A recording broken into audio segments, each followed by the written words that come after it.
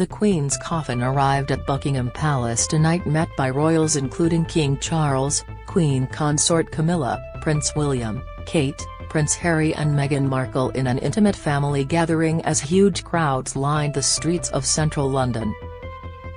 The Prince of Wales and the Duke of Sussex, who have been at the centre of a well-documented rift, came together for the private moment, attended by the late monarch's children, grandchildren and their spouses.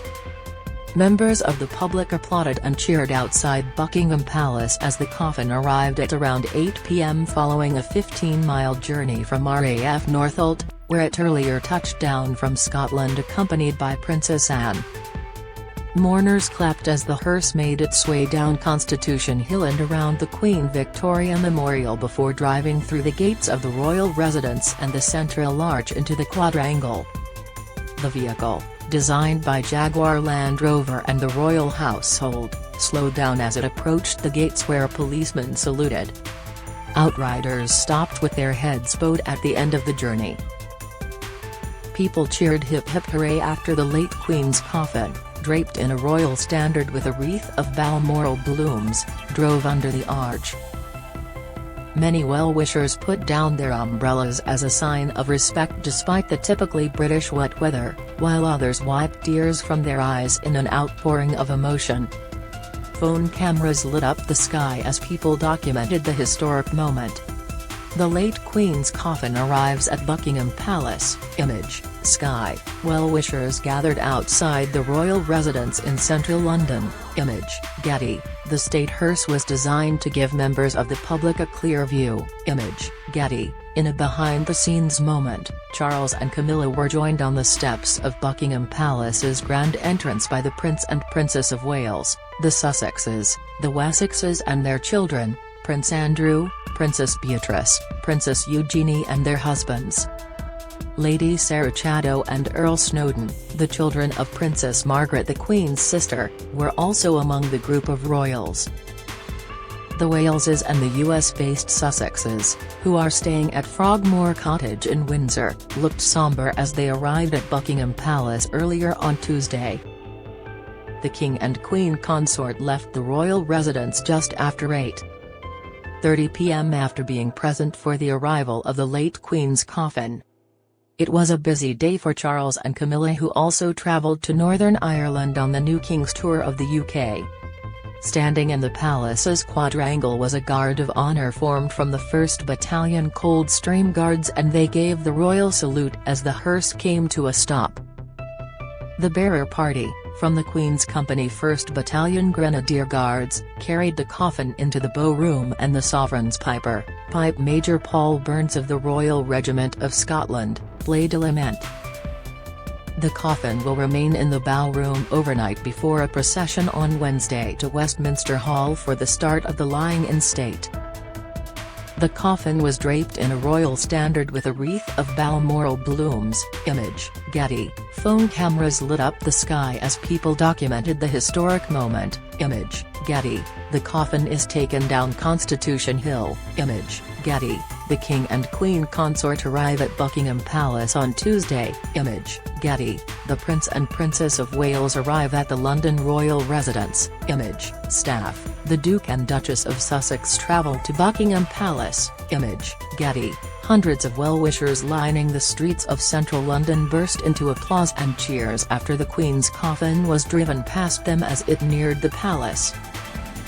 Blue flashing lights from police escort vehicles lit up the dark streets, while a helicopter broadcasting the route flew above the motorcade. Steve Dale, 67, was camped out on the street by Marble Arch in a deck chair with an umbrella. He said, "Although we live in London, I'm not able physically to queue for hours to visit the coffin, so this is the best way I can pay my respects." The new state hearse arrives at Buckingham Palace. Image, Getty. The late Queen's coffin travelled the 15-mile journey from RAF Northolt. Image, Getty. The hearse passed Marble Arch as crowds wept. Image, Getty. People braved the wet weather to pay their respects. Image, Getty. People cheered hip hip hooray after the late Queen's coffin drove under the arch. Image, Getty. Earlier today, the Princess Royal, joined by her husband Vice Admiral Sir Tim Lawrence, accompanied her late mother's coffin on her last journey from Scotland to London in what she described as an honour and a privilege in a moving statement. The C-17 Globemaster aircraft arrived at RAF Northolt just before 7 p.m. after travelling from Edinburgh. Cheering crowds lined the route as the state hearse made its way down the A40 from the airfield in northwest London. Beryl Dixon, 76, of Ealing, West London, had been waiting on the roadside in Perivale since about 5 p.m. She said, "I'm here to pay my respects on her last journey before she gets to Westminster. There was no way I was going to stand for 30 hours to walk past the coffin. It was more important for me to see it, so this was the best for me. I did exactly the same thing for Diana." A 9-year-old boy standing in the rain to say goodbye to the late Queen said she was like everyone's grandmother. Marcus, who was with his parents Paul and Dorota James, said, "It feels like she was a part of all of us, she was absolutely a part of all of us, she made all of us. She was like everyone's grandmother." The late monarch's coffin began its journey from RAF Northolt after landing from Scotland. Image, Getty. The late Queen's coffin arrived at RAF Northolt just before 7 p.m. Image, PA. Princess Anne accompanied her mother's coffin in her final journey from Scotland to London. Image, PA. Members of the public have already joined the queue to attend the lying-in state at Westminster Hall, which begins at 5 p.m. on Wednesday. It will continue until 6:30 a.m. on September 19, the day of the state funeral. People are expected to queue for hours to pay their respects to the nation's longest-reigning monarch. Tens of thousands of people solemnly walked past the late Queen's coffin was laid in rest on Monday night at St Giles Cathedral in Edinburgh. Demand was so high that the queue had to be closed after noon on Tuesday. Support worker Bethany Walker, 21, said she came straight from her night shift to queue, adding, "It's a historic event and we want to be there. It's part of the history books."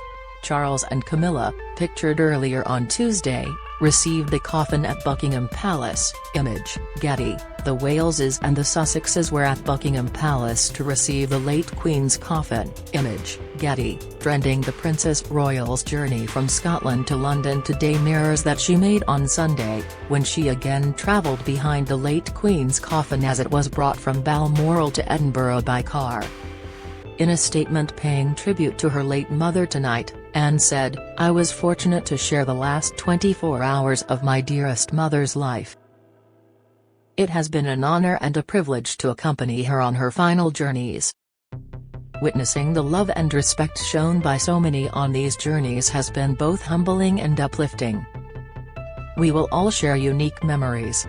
I offer my thanks to each and everyone who shares our sense of loss. We may have been reminded how much of her presence and contribution to our national identity we took for granted. I am also so grateful for the support and understanding offered to my dear brother Charles as he accepts the added responsibilities of the monarch." She ended her statement, "To my mother,